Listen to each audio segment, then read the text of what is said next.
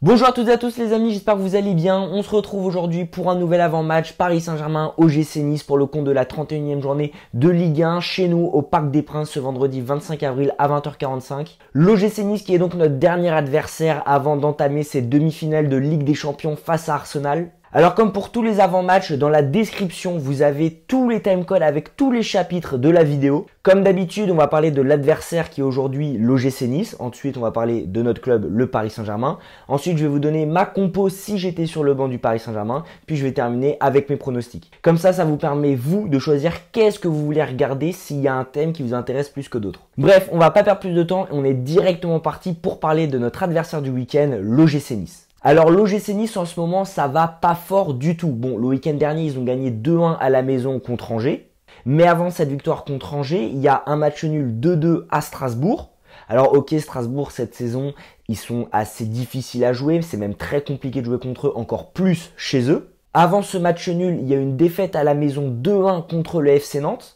Encore avant cette défaite, il y a une autre défaite, cette fois-ci à l'extérieur contre l'AS Monaco. Avant cette défaite, il y a un match nul 1-1 à domicile contre Auxerre. Et encore avant ce match nul, il y a une défaite à la maison 2-0 contre Lyon. Donc sur leurs 6 derniers matchs, le GC Nice, c'est qu'une seule petite victoire, 2 matchs nuls et 3 défaites. Mais ces 6 derniers matchs, c'est également seulement 7 buts marqués pour 10 buts encaissés.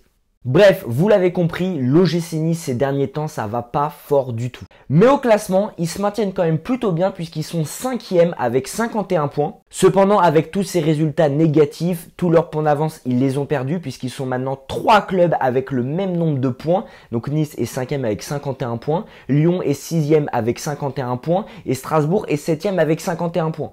Donc c'est très serré dans le haut du classement pour la course au top 5, pour la course à l'Europa League et même pour la course à la Ligue des Champions, puisque ces 3 clubs-là ont seulement 2 points de retard sur le 4e qui est Lille. Donc absolument rien n'est fait pour le top 5 et pour les places européennes. Donc les 4 derniers matchs qui restent vont être très importants pour ces équipes-là et Nice n'a pas le droit à l'erreur, n'a pas le droit à l'échec s'ils veulent espérer jouer l'Europe la saison prochaine. Donc malheureusement, je pense qu'on va encore devoir jouer contre un bloc bas, contre un bus en défense. Parce que je vois pas comment ils pourraient prendre la décision de prendre le risque de jouer vers l'avant, de jouer au football, donc de libérer des espaces avec une équipe comme la nôtre, avec nos individualités, même notre collectif et nos joueurs à très grande vitesse et très bons techniquement, ça va leur faire très mal. Donc je vois pas comment ils peuvent prendre la décision, j'espère, hein, mais je vois pas pourquoi ils le feraient finalement, parce que ils savent très bien que la seule façon de contrer ce Paris Saint-Germain là, c'est jouer avec un bloc bas et d'espérer sur des contres de marquer, d'aller chercher le match nul comme a fait Nantes ce mardi ou d'aller chercher la victoire. Et la défaite est presque interdite pour Nice sur ce match-là parce que, comme je vous le dis, là, ils sont plusieurs au même nombre de points. Le premier qui perd, il se met en très grande difficulté pour aller chercher le top 5 et donc les places européennes. Donc, je m'avance pas trop à voir ce que ça va donner sur le match, mais honnêtement, je pense qu'on va devoir s'attendre encore une fois à jouer face à un bloc bas. Alors Nice à l'extérieur cette saison, qu'est-ce que ça donne? C'est assez mitigé finalement parce que sur leurs 15 matchs à l'extérieur cette saison, il y a 5 victoires, 5 nuls et 5 défaites. Donc finalement, ils ont été mis en échec 10 fois et ils ont réussi à s'en sortir que 5 fois. Sur ces 15 matchs, c'est également 25 buts marqués pour 23 buts encaissés. Donc Nice, c'est une équipe à l'extérieur qui plante, mais qui en prend aussi pas mal. Donc on peut pas vraiment dire que c'est un bilan correct. On peut dire que Nice, cette année à l'extérieur, c'est pas trop ça parce que seulement 5 victoires sur 15 matchs, c'est pas énorme. Après, 5 matchs nuls montrent aussi qu'à l'extérieur, ils arrivent à titiller quelques équipes et il y en a seulement 5 qui ont réussi à s'imposer. Donc à voir ce que ça va donner au Parc des Princes chez nous. Après, pour le côté un peu coïncidence, on avait fait 1-1 au Parc des Princes contre le FC Nantes et cette semaine, on vient de faire 1-1 chez eux à la Beaujoire. Au match aller contre Nice, on avait fait 1-1. On joue encore une fois cette semaine le match retour contre Nice. Cette fois-ci, c'est à la maison. Donc, est-ce qu'on va faire 1-1? Évidemment, on n'espère pas. Mais imaginez la coïncidence de dingue. Après, pour revenir sur des choses un peu plus fiables, les statistiques du coup, Nice cette saison, c'est 1,9 buts marqués par match et 1,3 buts encaissés par match. Donc, c'est une équipe qui marque plus qu'elle encaisse. mais c'est également une équipe où il y a des buts à tous les matchs. J'ai pas le souvenir d'un 0-0 avec l'OGC Nice cette saison, dites-moi en commentaire si je me trompe. Donc évidemment, je pense qu'il y aura des buts, mais après ça on en reparlera niveau pronostic. Niveau blessure, ils en ont 3. Ils ont Dante, le défenseur central qu'on connaît tous, Ndombele et Bombito. Alors peut-être que le nom vous dit rien si vous suivez pas vraiment l'OGC Nice, mais c'est notre seul buteur du match aller. Oui, parce qu'au match aller, il y avait eu un partout et on n'avait pas marqué. C'est un joueur de l'OGC Nice, donc Bombito, qui avait marqué contre son camp. Donc finalement, on peut remercier Bombito de nous avoir offert le match nul, sans quoi on n'aurait pas eu le record d'invincibilité à l'extérieur. Donc voilà pour les 3 blessés de l'OGC Nice. Et pour terminer cette fiche un peu sur l'OGC Nice, je vous propose qu'on fasse un petit rappel du match aller.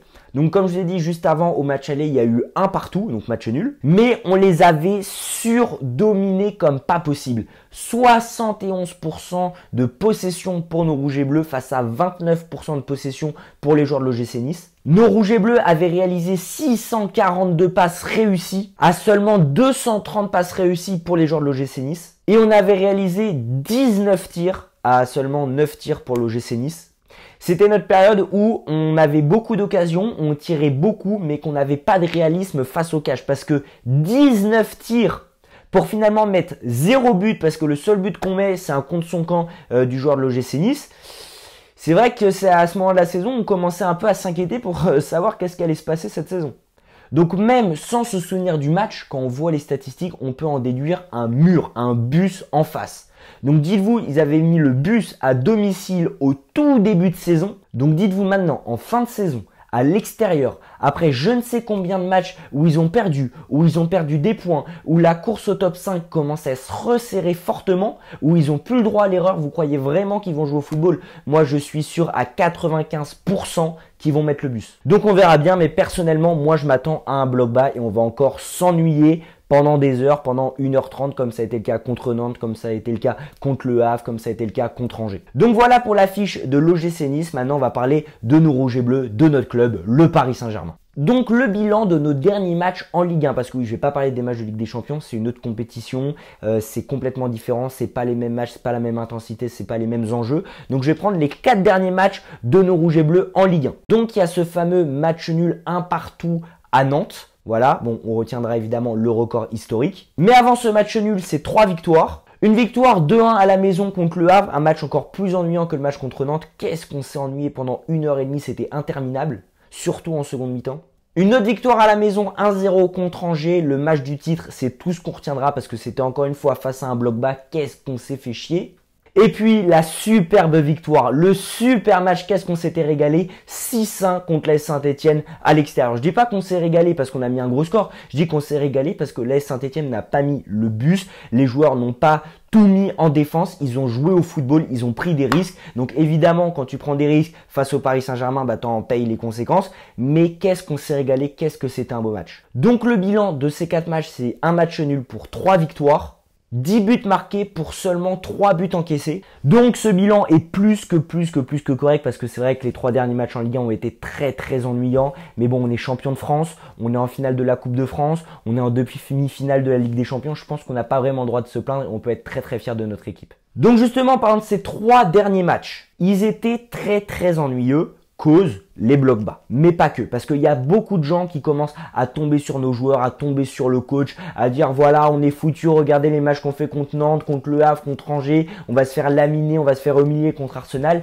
Je suis pas d'accord. De 1, on est champion, donc évidemment dans la tête des joueurs il y a du relâchement, il y a on est champion, voilà, il n'y a plus rien à jouer, il n'y a plus aucun enjeu. Si, il faut rester invaincu, il faut finir le championnat avec 0 défaite. Évidemment que c'est l'objectif. Mais on va pas se mentir, avec nos qualités qu'on a, notre effectif, on n'a pas besoin de jouer à 3000% pour être sûr de gagner un match de Ligue 1. C'est triste à dire, mais c'est la vérité. De plus, ils ont la demi-finale en tête et ils veulent arriver à la demi-finale sans blessure, sans choc, en étant le plus serein possible. Donc je pense qu'il faut pas s'inquiéter. Ces derniers matchs, c'est le bloc bas. Ils essayent, ça passe pas. Ils veulent pas se blesser. Ils pensent aux demi-finales. Tout ce qui compte, c'est qu'ils ne perdent pas les matchs. Tout ce qui compte, c'est qu'on reste invaincu. Et tant que ça se fait, franchement, je suis fier de mon équipe. Bon, maintenant, qu'est-ce que j'attends pour ce match face à l'OGC Nice? Donc évidemment, j'attends une victoire. Voilà, quel supporter attend une défaite de son équipe?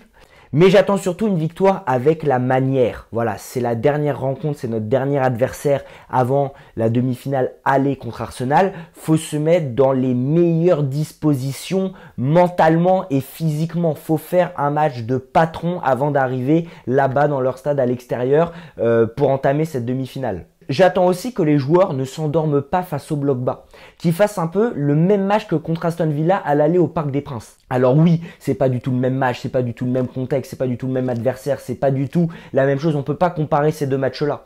Mais ce que je veux dire, c'est que face à Aston Villa, il y a eu un bus. J'ai jamais vu une équipe en Ligue des Champions autant mettre le bus. Mais ils ont persévéré, ils ont continué jusqu'à percer le mur, jusqu'à casser le bus et en mettre 3. Donc c'est ce que j'attends pour ce match face au GC Nice, c'est même s'il y a un bus, et bah tu t'endors pas, tu joues, tu presses, t'essayes, tu tires de loin jusqu'à percer le mur, jusqu'à casser le bus comme je dis. Donc voilà, ce sont les choses que j'attends pour ce match face à l'OGC Nice. Niveau classement, on est premier, on a 78 points, voilà. Pas besoin de dire la différence de points qu'il y a parce qu'on est champion et j'en suis très fier et je suis très content, très fier de cette équipe, encore plus cette saison. Parce que oui, c'est vrai que on domine la Ligue 1, on gagne pratiquement tous les ans la Ligue 1. Il y en a beaucoup qui disent que ça devient quelque chose de normal, etc. Mais il ne faut pas sous-estimer une Ligue 1. Là, ok, on en gagne beaucoup, mais le jour où on gagnera plus Ligue 1, eh ben, on sera bien content d'avoir vécu cette période. Pour moi, il faut qu'on profite de chaque titre parce qu'on ne sait pas jusque quand ça va durer. Exemple tout bête, l'Olympique Lyonnais, ils ont gagné 7 Ligue 1 d'affilée, ils ont surdominé la Ligue 1 pendant 7 ans. Bah, je peux vous dire que les supporters, ils sont bien contents d'en avoir profité parce qu'en ce moment, ils ne gagnent plus grand chose. Parenthèse fermée, on revient sur le Paris Saint-Germain. Alors nous, à domicile, on est sur 13 victoires pour 2 petits matchs nuls et donc 0 défaite parce qu'on est invaincu. Sur ces 15 matchs, il y a 41 buts marqués de la part de nos rouges et bleus, c'est énorme, on s'en rend pas compte, c'est un chiffre astronomique, pour seulement 12 petits buts encaissés. 15 matchs, 12 buts encaissés, on encaisse, voilà, à peu près un but par match à domicile. Donc voilà les amis, je pense que j'ai fait le tour sur tout ce que je voulais dire sur notre club, le Paris Saint-Germain. Maintenant place à ma compo si j'étais sur le banc du Paris Saint-Germain. Alors comme vous savez, comme je l'ai dit juste avant, c'est le dernier match avant cette demi-finale aller. C'est les dernières préparations, c'est les dernières 90 minutes avant d'entamer les choses sérieuses. Donc pour moi, ça part sur une compo type. Dans les cages, Donnarumma. En défense, Mendes, Pacho, Marquinhos, Hakimi. Au milieu de terrain, Ruiz, Vitinha, Neves. Et en attaque, 100% français, Barcola, Ousmane Dembélé, Désiré Doué. Je veux des joueurs qui aillent vite. Je veux des joueurs qui créent des occasions. Je veux des joueurs qui amènent un peu de fantaisie sur le terrain pour percer ce bloc. Et je veux surtout des joueurs qui vont entamer le match face à Arsenal. Alors évidemment, faut pas qu'ils se crament. Va falloir faire des changements à la mi-temps, etc.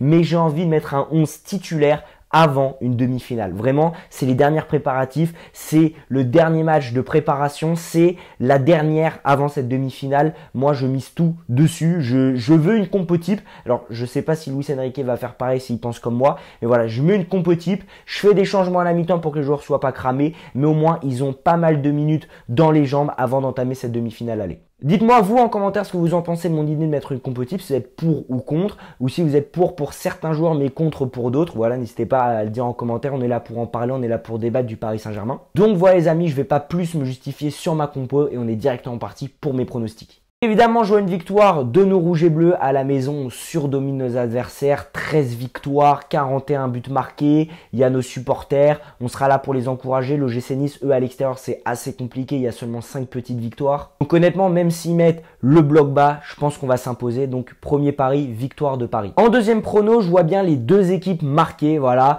on encaisse pratiquement un but à chaque match à domicile. Le GC Nice a mis 23 buts à l'extérieur cette saison, donc je les vois bien au moins nous en mettre un. Ensuite, je vois bien au moins 3 buts de nos rouges et bleus. Voilà, on enchaîne plusieurs matchs où on marque pas vraiment. Un but contre Nantes, 2 buts contre Le Havre, un but contre Angers. Donc je les vois bien accélérer le rythme pour se préparer au mieux et arriver en pleine confiance contre Arsenal. Voilà, au moins 3 buts de nos Parisiens face à Nice. Et pour terminer mes pronos, je vais vous donner un petit buteur. Je vois bien Ousmane Dembélé marqué. Voilà, il n'a pas marqué depuis 5 matchs, toutes compétitions confondues. On le sent sur les derniers matchs qu'il cherche son but. Il a vraiment envie de le marquer et je pense qu'il va finir par en marquer un contre Nice pour arriver en pleine confiance et nous lâcher une masterclass contre Arsenal. Donc pour récapituler mes pronostics, une victoire de Paris. Les deux équipes marquent au moins 3 buts de Paris et Dembélé buteur. Bon les amis, on arrive à la fin de cet avant-match, j'espère qu'il vous a plu, n'hésitez pas à liker et vous abonner, ça me soutiendrait énormément, je le dis très rarement, voire presque jamais, mais on est à 4 petits abonnés des 50 abonnés, donc si on pouvait les atteindre avant la demi-finale aller contre Arsenal, ça me ferait extrêmement plaisir, ça me soutient énormément, ça me donnerait énormément de force, donc merci à tous ceux qui s'abonneront. On se retrouve pour le débrief après ce match Paris Saint-Germain, OGC Nice, bon match à tous et allez Paris!